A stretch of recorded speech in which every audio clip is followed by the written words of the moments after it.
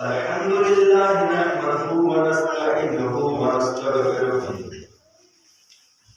ونؤمن به ونتوكل عليه ونعوذ بالله من شرور انفسنا ومن سيئات اعمالنا من يهده الله فلا مضل له ومن يضلل فلا هادي له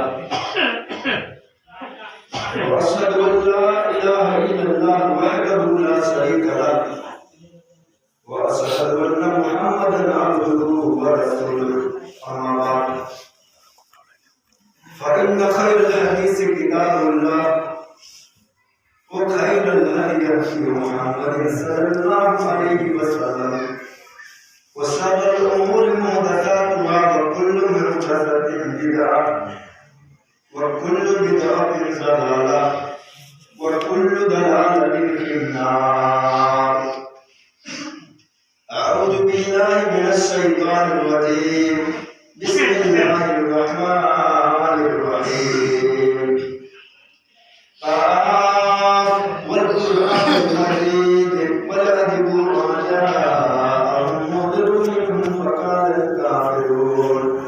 فقال الكافرون هذا شيء عجيب أئذا متنا وكنا ترابا ذلك رجع بعيد قد علمنا ما تأكل الأرض منهم وعندنا كتاب حفيظ بل كذبوا بالحق لما جاءهم فهم في أمر مريج أفلم يعودوا إلى السماء كيف بنيناها وزيناها وما لها من فروج والأرض مددناها وألقينا فيها رواسي وأنبتنا فيها من كل زوج بهيج تبصرة وذكرى لكل عبد منيب ونزلنا من السماء ماء مباركا فأنبتنا به جنات وحب الحصيد والنخل باسقات لها طلع نضيد رزقا للعباد وأحيينا به بلدة ميتا كذلك الخروج كذبت قبلهم قوم نوح وأصحاب الرس وثمود وعاد وفرعون وإخوان لوط وأصحاب الأيكة وقوم تبع كل كذب الرسل فحق وعيد أفأعينا بالخلق الأول بل هم في لبس من خلق جديد. أعوذ بالله من الشيطان الرجيم. بسم الله الرحمن الرحيم. وما أرسلناك إلا رحمة للعالمين. قال النبي صلى الله عليه وسلم إنما أنا رحمة مهداة يا رب زدني علما رب اشرح لي صدري ويسر لي أمري واحلل عقدة من لساني يفقهوا قولي يا رب زدني علما. حمد و ثنا تعریف و توصیف کبریائی اور بڑائی وحدہ لا شریک مالک ارض و سما کے لیے لائق اور سزاوار ہے، جو احکم الحاکمین ہے، جو مالک دو جہاں ہے، جو خالق کائنات ہے، جو مربی اور پالنہار ہے، جو سمپورن جگت کا سوامی ہے. میں اس کی تعریف اس کے عطا کردہ احسانات کے مطابق نہیں کر سکتا، بس اتنا ہی کہہ دیتا ہوں all praise is due to Allah, Lord of the worlds, the entirely merciful, the especially merciful. بادہ چی چنیدہ برگزیدہ انگنت بے شمار درود و سلام کے بے شمار پھول نچھاور ہوں اللہ کے تمام پیغمبروں پر، خصوصاً اللہ کے آخری نبی شاہ رسولہ فخر دو جہاں امام کائنات محسن انسانیت مکہ اور مدینہ کے گلیوں کے سردار جناب عربی محمد رسول اللہ صلی اللہ علیہ وسلم پر سامعین حضرات، میں اس مختصر سی وقت میں آپ لوگوں کے سامنے جس ٹاپک پہ گفتگو کرنے کا ارادہ رکھتا ہوں وہ ہے رحمت للعالمین۔ اور بھلا آپ کی ذات سے کسی کو تکلیف کیسے پہنچ سکتی ہے جبکہ آپ سارے جہان کے لیے رحمت بنا کر کے بھیجے گئے ہیں؟ جیسے کہ اللہ تعالیٰ نے قرآن کریم کے اندر سورہ انبیاء پارہ نمبر 17 آیت نمبر 107 کے اندر فرمایا وَمَا أَرْسَلْنَاكَ إِلَّا رَحْمَةً لِلْعَالَمِينَ۔ اے میرے نبی، ہم نے تو آپ کو سارے جہان کے لیے رحمت بنا کر کے بھیجا ہے، ہم نے تو آپ کو سارے جہان کے لیے کرپیالو اور دیالو بنا دیا ہے۔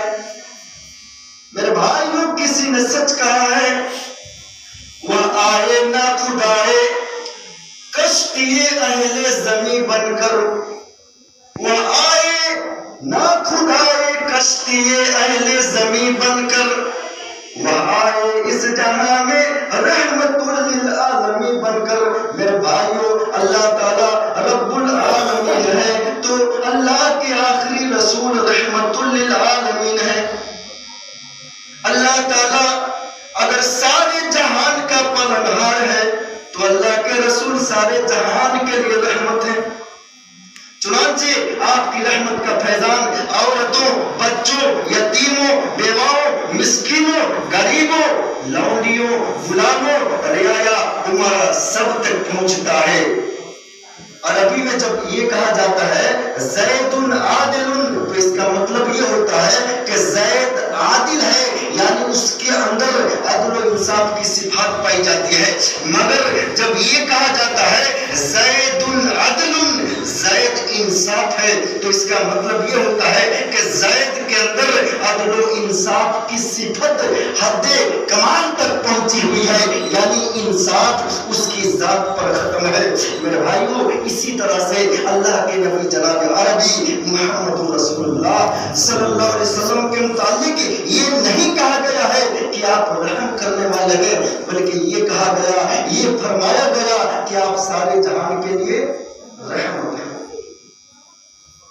جہاں تک رحمت اور شفقت کا سوال ہے، ایک شفقت وہ ہے جو والدین کو اولاد سے ہوتی ہے، استاد کو شاگرد سے ہوتی ہے، یا بڑوں کو چھوٹوں کے ساتھ ہوتی ہے، لیکن یہ شفقت مشروط ہوتی ہے اطاعت اور وفاداری کے ساتھ۔ اگر اولاد باغی ہو جائے تو والدین کی شفقت ختم ہو جاتی ہے، اگر شاگرد نافرمان ہو جائے تو استاد اسے شفقت کی نظر سے نہیں دیکھتا۔ اسی طرح سے اگر چھوٹا بھائی بڑے بھائی کی باتیں نہ مانے تو بڑا بھائی کی نظر میں اس کی کوئی اہمیت نہیں رہ جاتی۔ لیکن اللہ کے نبی جناب عربی محمد رسول اللہ کی شفقت و محبت عام ہے، دوستوں کے لیے بھی اور دشمنوں کے لیے بھی۔ چنانچہ آپ اپنوں کے لیے بھی رحمت ہے تو غیروں کے لیے بھی رحمت ہے، دشمنوں کے لیے بھی رحمت ہے تو دوستوں کے لیے بھی رحمت ہے، ماننے والوں کے لیے بھی رحمت ہے تو انکار کرنے والوں کے لیے بھی رحمت ہے، راستے میں کانٹے بچھانے والوں کے لیے بھی رحمت ہے تو آپ کی راہوں سے کانٹے ہٹانے والوں کے لیے بھی رحمت ہے۔ میرے بھائیوں، جان قربان کرنے والوں کے لیے بھی رحمت ہے تو جان لینے والوں کے لیے بھی رحمت ہے۔ میرے بھائیوں، تاریخ اس بات پر شاہد ہے کہ جب آپ نے نبی ہونے کے بعد توحید کی تبلیغ شروع کی، لوگوں کو اللہ کے دین کی طرف بلانا شروع کیا، تو پوری عرب برادری آپ کے خلاف ہو گئی، آپ کو اس مقدس مشن سے ہٹانے کے لیے رشوتیں پیش کی گئی، یعنی آپ پر ترغیب کے پھندے ڈالے گئے۔ آپ سے کہا گیا اے محمد، اگر تم خوبصورت عورتوں سے شادی کرنا چاہتے ہو، اگر تمہیں بیوٹیفل گرل کی ضرورت ہے تو ہم تمہیں دنیا کی حسین ترین عورتیں تمہیں مہیا کرنے کے لیے تیار ہیں۔ اے نبی، اگر تمہیں مال و زر کی ہوس ہے، اگر تمہیں دولت کی لالچ ہے تو ہم تمہارے قدموں میں ضرور جواہرات کی انبار لگا کر کے تمہیں دنیا عرب کا سب سے مالدار انسان بنا دیں گے۔ اے محمد کس سوچ میں ہو، کس فکر میں ہو، اگر تم سرداری چاہتے ہو تو آج ہی سے ہمارے سردار بن جاؤ نا، مگر اس کام کو چھوڑ دو، اس نئے دین کی تبلیغ سے باز آ جاؤ۔ تو آپ نے بزبان حال یہ فرمایا تھا، میرے ہاتھوں پہ لا کر چاند سورج بھی اگر رکھ دے، میرے ہاتھوں پہ لا کے چاند سورج بھی اگر رکھ دے، میرے ہاتھوں پہ لا کر چاند، میرے ہاتھوں پہ لا کر چاند سورج بھی اگر رکھ دے، میرے قدموں تلے روئے زمین کا مال و زر رکھ دے، خدا کے کام سے میں باز ہرگز رہ نہیں سکتا، خدا کے کام سے میں باز ہرگز رہ نہیں سکتا، یہ بت جھوٹے ہیں میں جھوٹوں کو سچا کہہ نہیں سکتا۔ میرے بھائیو، جب رشوتیں کام نہیں آئی، جب ترغیب کے پھندے آپ کو نہیں پھنسا سکے، تو پھر آپ پر ظلم و ستم کے پہاڑ توڑے گئے۔ مکی زندگی میں آپ کا جینا دوبر کر دیا گیا۔ حالت یہ ہے کہ آپ راستہ چل رہے ہیں اور آپ پر پتھروں کی بارش شروع کر دی جاتی ہے، جس کی وجہ سے نبی اکرم کا پورا جسم لہو لہان ہو جاتا ہے۔ میرے بھائیوں، آپ راستہ چل رہے ہیں اور آپ کی راہوں میں کانٹے بچھا دیے جا رہے ہیں۔ میرے بھائیوں، نبی اکرم سجدے کی حالت میں ہے، آپ سجدہ کر رہے ہیں اور آپ کی پیٹھ پر، آپ کی پشت پر اونٹ کی اوجھڑی لا کر کے لاد دی جاتی ہے، اونٹ کا پچونی لاد دیا جاتا ہے، جس کی وجہ سے نبی اکرم کا دم بھی، سانس بھی پھولنے لگتا تھا۔ اللہ کے نبی سجدے کے عالم میں ہیں اور آپ کے گردن میں، گلے میں چادر ڈال کر کے کسا جاتا ہے۔ ایک بار اللہ کے نبی کا گلا چھل گیا تھا، کسی نے کہا اے نبی اکرم، اس دین کو پھیلانے کے جو ہے عوض میں لوگوں نے آپ کا جو ہے گلا چھل دیا ہے، سوجن آ گئی ہے۔ اللہ کے نبی نے کیا جواب دیا؟ اے لوگوں، یہ تو اللہ کا شکر ہے کہ نبی اکرم کا صرف تو گلا تو چھلا ہے، لیکن ہم سے پہلے نبیوں کے تو گلے بھی اتر جایا کرتے تھے، وہ اپنے گلے کو بھی اپنے جسم سے جدا کر دیا کرتے تھے۔ میرے بھائیوں، آپ راستہ چل رہے ہیں اور آپ پر کوڑا کرکٹ ڈال دی جاتی ہے، آپ کا مذاق اڑانے کے لیے جلوس نکالے جاتے ہیں، لیکن آپ نے یہ تمام مصیبتیں برداشت کر لی، تمام مشقتیں سالی، مگر کسی سے انتقام نہیں لیا، کسی کا برا نہیں چاہا، کسی کے خلاف بددعا نہیں کی۔ ہر طرف ڈھونڈ لو دیدار کی طرح، ہر طرف ڈھونڈ لو دیدار کی طرح، کون ہے آمینہ کے جگر کی طرح، کون ہے آمینہ کے جگر کی طرح، اچوٹ پاتھر کی کھائی مگر دی دعا، چوٹ پاتھر کی کھائی مگر دی دعا، پھول پھل دینے والے شجر کی طرح، پھول پھل دینے والے شجر کی طرح۔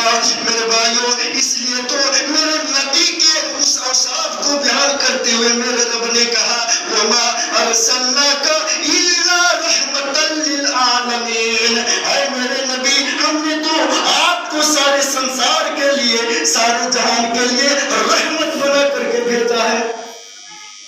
اب اللہ کے نبی جناب عربی محمد رسول اللہ صلی اللہ علیہ وسلم کی سیرت پاک پہ نگاہ ڈالیے تو آپ کی 63 سالہ زندگی میں کہیں بھی انتقام کا ایک داغ بھی نہیں ملے گا کہ آپ نے اپنے سے کمزوروں کو کبھی نیچا دکھایا ہو، اپنے سے دشمنوں کو کبھی بری نظروں سے دیکھا. اللہ کے نبی صلی اللہ علیہ وسلم کی نبوت کا 10واں سال آپ کے لیے بڑا پریشان گزرا. کیوں؟ اس لیے کہ اسی سال آپ کے مشفق چچا ابو طالب کا انتقال ہو جاتا ہے، اور ان کے انتقال کے 3 روز کے بعد ہی اللہ کے نبی جناب نبی محمد رسول اللہ صلی اللہ علیہ وسلم کی وفادار بیوی بھی اللہ کو پیاری ہو جاتی ہے، وہ بھی چل بستی ہے. بخاری شریف کی روایت ہے اسی سال آپ طائف کی بستی میں تبلیغ دین کے لیے تشریف لے جاتے ہیں. اللہ کے نبی جناب عربی محمد رسول اللہ نے جب طائف والوں تک اللہ کا پیغام پہنچایا، انہیں دین کی دعوت دی، تو انہوں نے آپ کی بات سننے سے انکار کر دیا، بلکہ اوباشوں اور بدماشوں کو آپ کے پیچھے لگا دیا. انہوں نے شور مچانا شروع کر دیا، پتھروں سے مارنا شروع کر دیا، اور اتنا مارا کہ نبی اکرم کا پورا جسم جو ہے خون سے لہولہان ہو گیا. حضرت زید آپ کے ساتھ تھے، وہ آپ کو اٹھا کر کے ایک باغ میں لے گئے، وہاں چہرے پر پانی چھڑ کر تب ہوش آیا. حضرت زید اللہ کے نبی جناب عربی محمد رسول اللہ کے جسم سے بہنے والے خون کو دھوتے جاتے تھے، اور رو کر آپ سے یہ التجا کرتے جاتے تھے، اے اللہ کے نبی، یہ تو پتھروں میں رہنے والی قوم ہے، ان کا دل بھی پتھر ہو گیا ہے. یہ پہاڑوں میں رہنے والی قوم ہے، ان کا دل بھی پہاڑوں جیسا ہے. آپ اللہ تعالیٰ سے دعا کر دیجئے کہ اللہ ان طائف والوں کو تباہ و برباد کر دے، ان کا نام و نشان مٹا دے. تو میرے بھائیوں، غور کرنے کا مقام ہے، رحمت للعالمین نے زخمی حالت میں اپنے خون آلود کو ہاتھ اوپر اٹھا لیا، اپنے خون آلود ہاتھوں کو اوپر اٹھا دیا. مشرکین طائف کے حق میں بد دعا کے لیے نہیں، بلکہ ان کی ہدایت کے لیے، اور انتہائی عاجزی کے ساتھ اپنے رب سے التجا کی. اللہم اہد قومی فإنہم لا یعلمون. اے اللہ میری قوم کو ہدایت دے دے، یہ کچھ جانتے نہیں ہیں. میرے بھائیوں، حافظ جالندری نے اس واقعے کو عجیب انداز سے نقشہ کھینچا ہے. دعا مانگی الہی قوم کو چشم بصیرت دے، دعا مانگی الہی قوم کو چشم بصیرت دے، الہی رحم کر ان پر انہیں راہ ہدایت دے. ہراکی ہمتوں میں روشنی دے ان کے سینوں کو، ہراکی ہمتوں میں روشنی دے ان کے سینوں کو، کنارے سے لگا دے ڈوبنے والے سفینوں کو. میرے بھائیوں، غور کرنے کا مقام ہے، جن لوگوں نے پتھروں سے مار کر کے لہولہان کر دیا، آپ ان کے حق میں بھی دعائیں خیر کر رہے ہیں. اللہ انہیں ہدایت دے دے، اللہ انہیں بھی تو جنت کا مستحق بنا دے. میرے بھائیوں، دنیا یہ کہہ سکتی تھی کہ محمد رسول اللہ صلی اللہ علیہ وسلم اس وقت مجبور تھے، اکیلے تھے، بے سر و سامان اور بے سہارا تھے. ان حالات میں آپ صبر نہ کرتے تو اور کیا کر سکتے تھے؟ میرے بھائیوں، ایسی بات نہیں تھی. اٹھاؤ، موعظ حسنہ عبدالرب صاحب گونڈوی نے لکھا ہے، ایسی بات نہیں تھی. جب ان طائف والوں نے بے ہوش کر دیا میرے نبی کو، فوراً ایک فرشتہ نازل ہوتا ہے، سلام کرتا ہے. کیا کہہ رہا ہے؟ اے اللہ کے نبی صلی اللہ علیہ وسلم، آپ کا اگر حکم ہو، آپ کا آرڈر ہو تو ان طائف والوں کی پوری بستی کو ان دونوں پہاڑوں کے بیچ میں رکھ کر کے پیس دوں، ان کو دھواں لا دوں، ان کے چیتڑے بھی پتہ نہیں چلیں گے کہاں گئے. لیکن اللہ کے نبی صلی اللہ علیہ وسلم نے کہا نہیں، میں یہ نہیں چاہتا کہ طائف والے تباہ و برباد ہو جائیں. ایک مثال لے لیجئے، مان لیجئے آپ کسی ٹرک پہ سفر کر رہے ہیں، تو سڑک پر دوڑتا ہوا ٹرک آپ کو بار بار جھٹکے دے گا، آپ کو چوٹ محسوس ہوگی۔ اس کے برخلاف اگر آپ کسی کار پر سفر کریں گے تو یہ سفر آپ کے لیے آرام دہ ہوگا، آپ کو کسی طرح کا جھٹکا نہیں لگے گا، چوٹ نہیں لگے گی۔ اس فرق کی وجہ یہ ہے کہ کار کے پہیوں کے ساتھ ایک اچھے قسم کی اسپرنگ لگی ہوتی ہے جو کار کے جھٹکے کو خود سہ لیتی ہے، اسے دوسرے تک، پیسنجروں تک نہیں پہنچنے دیتی۔ اسی طرح سے ٹرک کے پہیوں کے ساتھ ایک کمزور قسم کی اسپرنگ لگی ہوتی ہے جس کی وجہ سے ٹرک اپنے جھٹکے کو خود برداشت نہیں کر پاتا ہے اور اسے دوسروں تک دھکا دیتا رہتا ہے، دوسروں تک پہنچاتا رہتا ہے۔ میرے بھائیوں، یہی مثال اللہ والوں کی اور اللہ سے دور رہنے والوں کی ہے۔ جو اللہ والے ہوتے ہیں، جن کے دل میں اللہ کی محبت اور اس کا ڈر ہوتا ہے، ان کی مثال ایک اچھی کار جیسی ہوتی ہے۔ یہ لوگ ہر قسم کے نفسیاتی جھٹکوں کو سہنے کی اہلیت اپنے اندر رکھتے ہیں، لیکن جو خدا بیزار ہوتے ہیں، جن کا دل اللہ کے محبت اور اس کی خشیت سے خالی ہوتے ہیں، ان کی مثال ٹرک جیسی ہوتی ہے۔ یہ لوگ کسی بھی قسم کے نفسیاتی جھٹکوں کو سہنے کی اہلیت اپنے اندر نہیں رکھتے۔ تو اللہ کے نبی جناب عربی محمد رسول اللہ نے فرشتوں سے کہا، نہیں، میں یہ نہیں چاہتا کہ طائف والے تباہ و برباد کر دیے جائیں، مگر یہ ہے، میں یہ نہیں چاہتا کہ یہ لوگ تباہ و برباد کر دیے جائیں، ہلاک کر دیے جائیں۔ مجھے تو یقین ہے کہ اگر یہ لوگ ایمان نہیں لاتے تو کوئی بات نہیں نہ لائے، لیکن مجھے یقین ہے کہ ان کی آئندہ آنے والی نسل مجھ پر ایمان ضرور لے آئے گی۔ میرے بھائی بزرگ دوستو، توحید کی تبلیغ کے جرم میں یہی نہیں کہ آپ کو غیروں نے مارا، بلکہ اپنوں نے مارا، خاندان والوں نے مارا تو دشمنوں نے بھی مارا، مردوں نے مارا تو عورتیں بھی آپ کو ستانے میں پیچھے نہیں رہی۔ یہ عورتیں، ان کو آپ کم سمجھتے ہیں، یہ تو جنگلوں میں چلے جایا کرتی تھی اور وہاں سے کاٹ کر لاتی تھی اور میرے نبی کی راہوں میں بچھا دیا کرتی تھی۔ حفیظ جالندھری نے ان عورتوں کے نس کو پکڑا اور فوراً شیر کے اندر اس کو جو ہے نقش کر دیا۔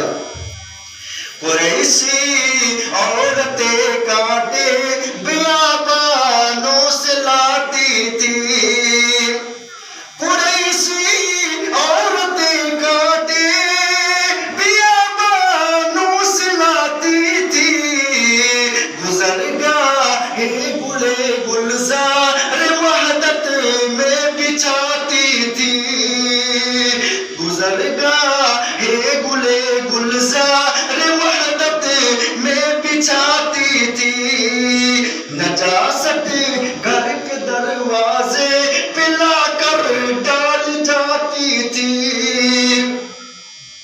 نجاست گھر کے دروازے پلا کر ڈال جاتی تھی، جھگڑتی بد زبانی کرتی تھی، فتنے اٹھاتی تھی، مگر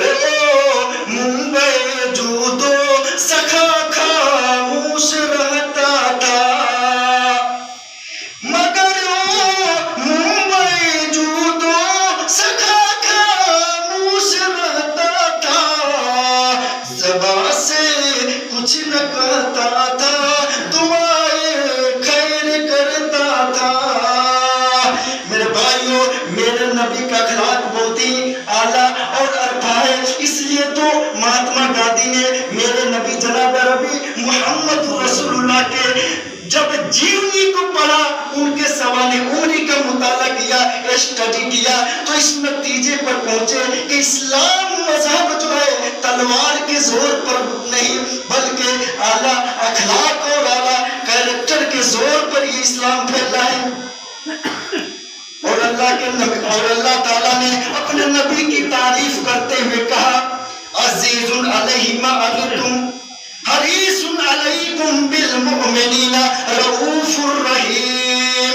میں نے اتنا مہربان نبی تمہارے اندر بھیجا ہے، میں نے اتنا کرپیالو اور دیالو نبی تمہارے اندر بھیجا ہے کہ کانٹا تمہارے پاؤں میں چبھتا ہے تو ٹیس اپنے دل پہ محسوس کرتا ہے، اتنا مہربان اور مشفق نبی۔ میرے بھائیوں، ایک بار اللہ کے نبی جناب نبی محمد رسول اللہ کے پاس ایک یہودی علیہ وسلم اسے کھانا کھلاتے ہیں اور اس کے سونے کے لیے وہی بستر بچھا دیتے ہیں جہاں آپ خود آرام فرمایا کرتے ہیں۔ رات میں اس یہودی نے سونے سے پہلے اپنا تلوار نکالا اور سینہ میں لگا دیا۔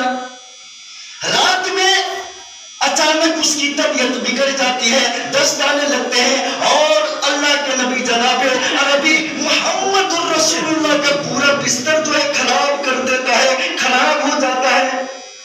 اب صبح ہونے سے پہلے ہی مارے ڈر کے نکل کھڑا ہوتا ہے کہ کہیں جناب عربی محمد الرسول اللہ کے جانشین صحابہ کہیں میرا کام ہی تمام نہ کر دیں۔ بھاگ کر نکل کھڑا ہوا، شہر سے باہر پہنچتا ہے، صبح ہو جاتی ہے، تب اسے یاد آتی ہے وہ میرا تلوار چھوٹ گیا۔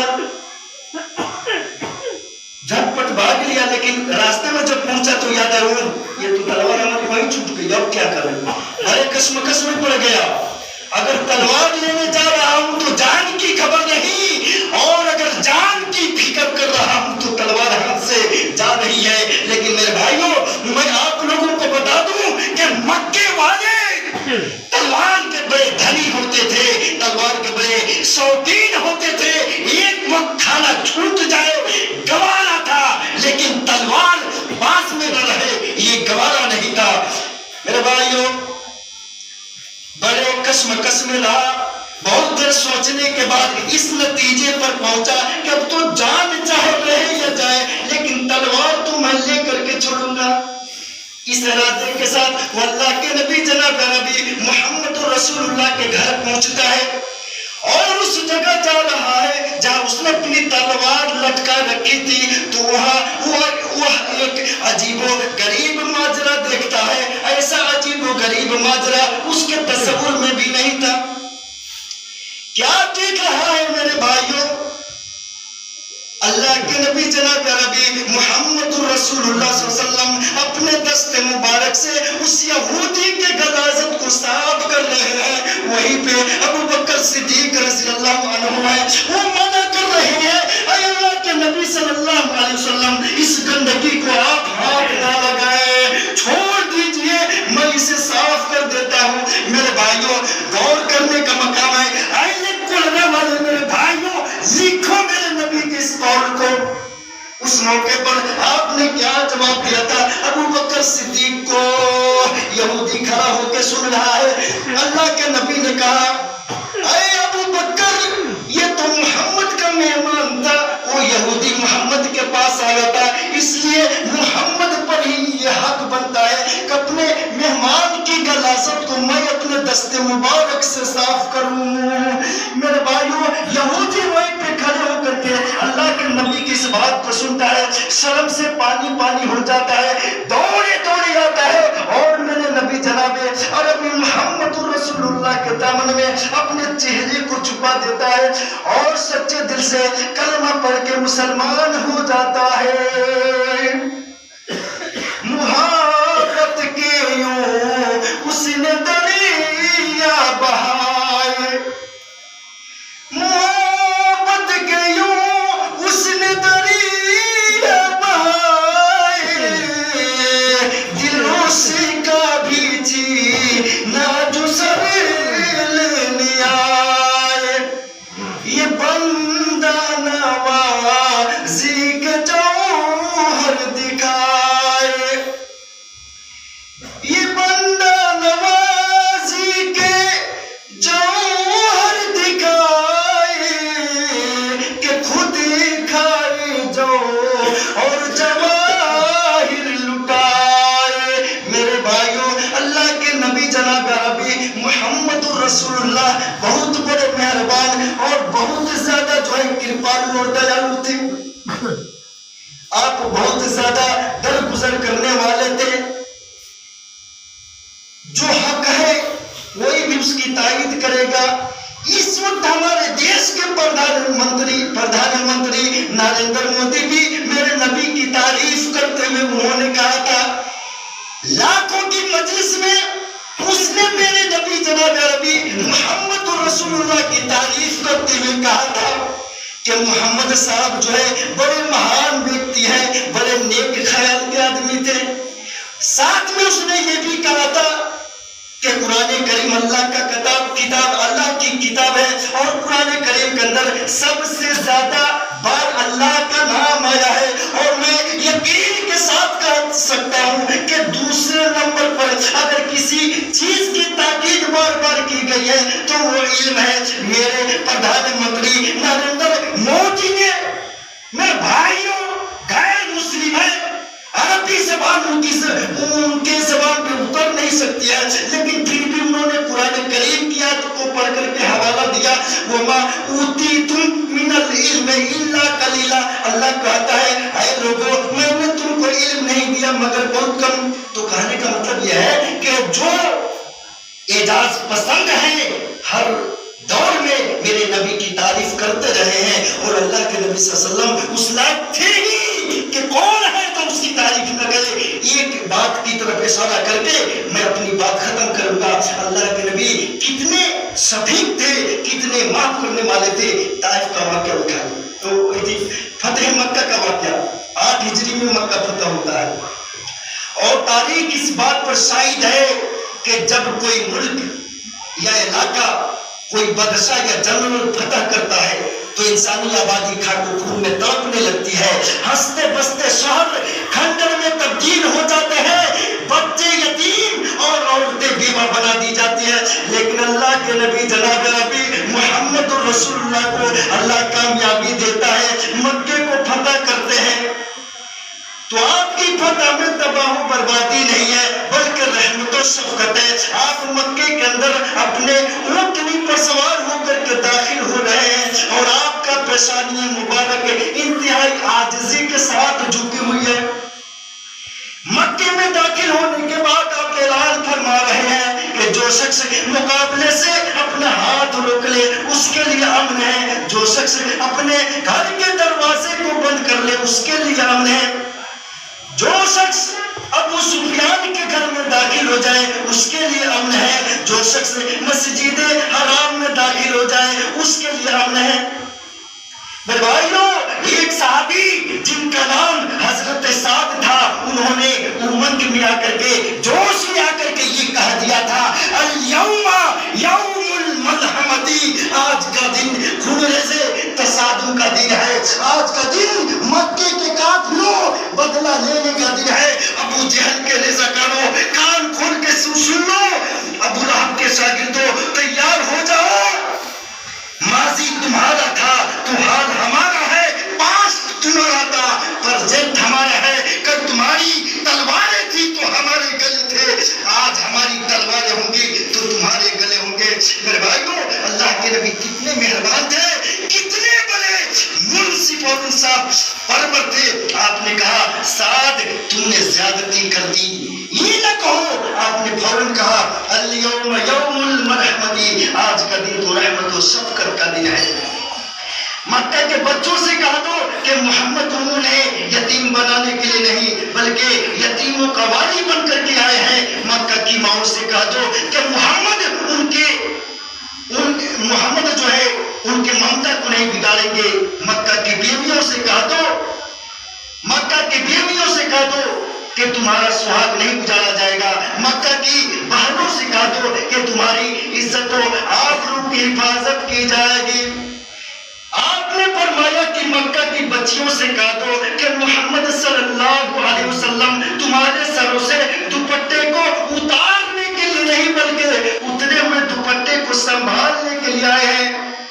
آپ نے مشرکین مکہ کو جمع ہونے کے لیے کہا، جب تمام مشرکین مکہ جمع ہو گئے تو آپ نے فرمایا کہ تم لوگ بھاگ کیوں رہے ہو، تم لوگ اپنے چہرے کو چھپائے ہوئے کیوں ہو؟ آپ نے سب کو ایک کر کے کہا اذهبوا انتم الطلقاء لا تثریب علیکم اليوم، آج کے دن تم پر کوئی سرزنش نہیں، آج تم سے کوئی بدلہ نہیں، آج کے دن تم سے کوئی مواخذہ نہیں، جاؤ محمد رسول اللہ تم سب کو معاف کر رہے ہیں۔ میں جانتا ہوں کہ تم لوگوں نے ہمارے ساتھیوں پر ظلم و ستم کے پہاڑ توڑے، میں یہ بھی جانتا ہوں کہ تم لوگوں نے ہماری راہوں میں جو ہے کانٹے اٹکائے، رونے ڈالے، میں یہ بھی جانتا ہوں کہ تم